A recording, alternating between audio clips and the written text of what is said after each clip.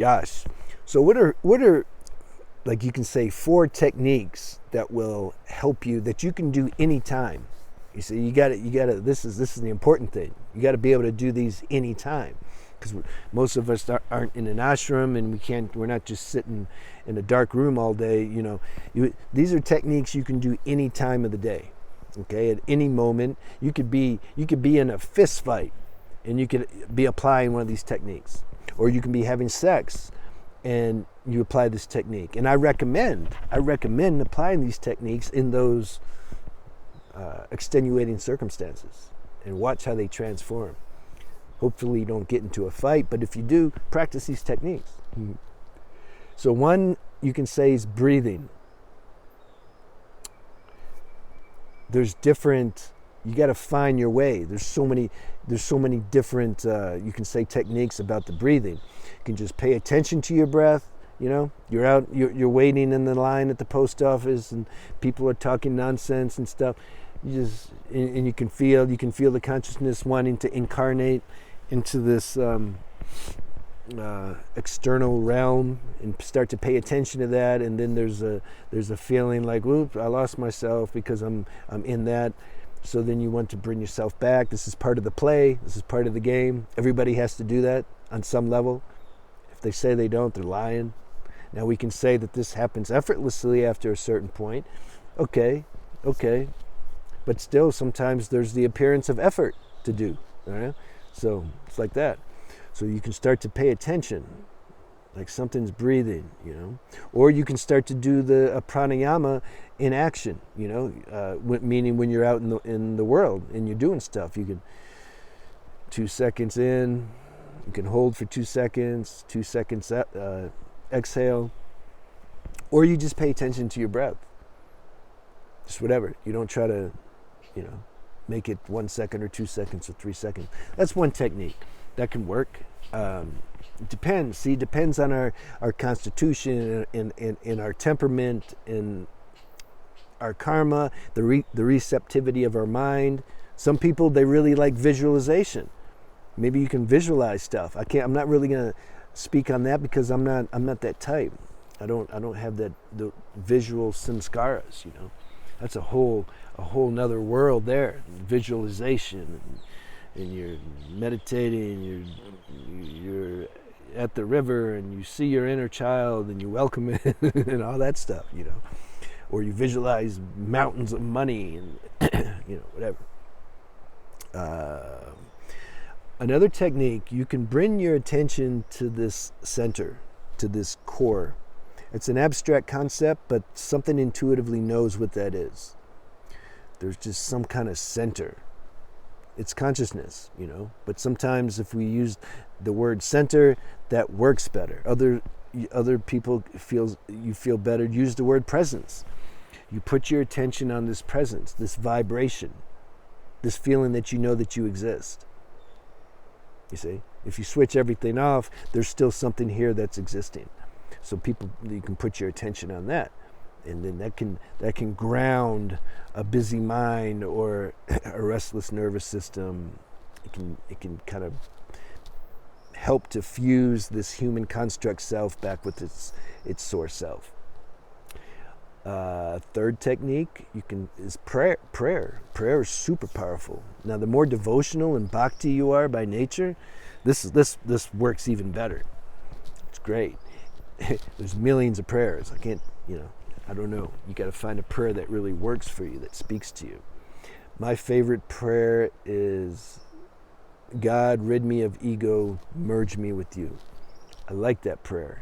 And when you say it, be one with it. Feel what this prayer is saying, and get in touch with the power in that prayer. And merge with the prayer. And this will happen intuitively if you say a prayer long enough. Something inside will just start to you want to go deeper than just being mechanical. You're like, what am I saying? And you start to feel.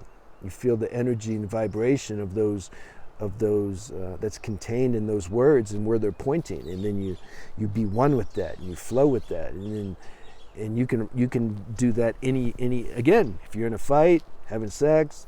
I had a girlfriend in LA. We'd pray every time before we had sex, and the sex was good. It was better because something like opened, something surrendered, you can say, to this higher consciousness. We got out of the mind and ego, and we were given the sex up to a higher consciousness, so it can use the sex for a higher reason. You see, that's the whole point in Tantra. I talk about those on my other channel, Beyond the Alchemy. Did I say that? The fourth technique. There's more than 4 techniques, but I'm sharing 4. Mantras. My favorite mantra is Om Shri Ram, Jai Ram, Jai Jai Ram. A mosquito came when I was saying that,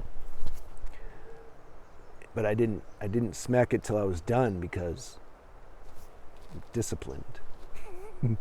So I like that mantra. I can. That's my favorite technique, actually. I mean, I can do. It depends. It depends on the mood of consciousness, which technique or thing I'm going to do. But I can say that mantra.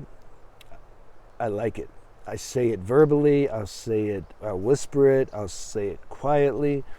It just depends. This helps you go to sleep. If you got this will just calm a restless mind. I'm just saying. Like, how can it not? And not only that, the energy and vibration contained in this word. What does mantra mean? They're just words, right? Why not just say, I like girls.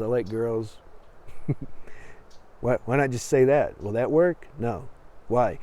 The difference between a mantra and that is a mantra, you have years and centuries of people, devotional people, repeating these words.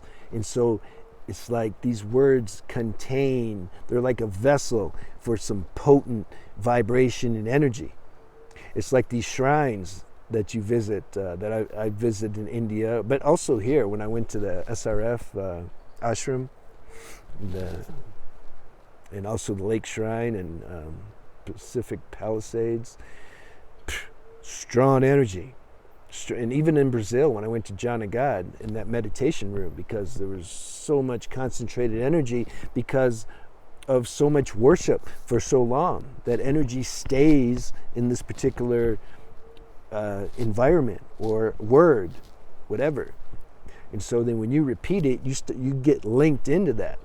If you're open and if you do it long enough, and then your power, the universal power consciousness, starts to bleed through and purify this human construct self.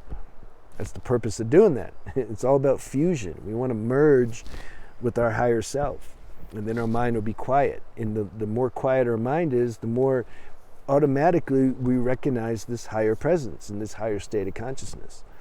That's just what it is. And it's not about don't ever have any thoughts. Thoughts are going to come, but they're happening more on the surface level. The identity isn't so strong. It's like when a thought comes, the consciousness doesn't run and incarnate into it immediately like it would do in the past. It's like the consciousness just stays as itself and notices a thought comes. And sometimes if it's necessary to incarnate in it to get something done, or if it's the will of God to do that, they do it. But this whole thing runs itself. We just chill. Just let it run itself. But we got to be conscious of that. All right, let me know how that video was for you. Take care.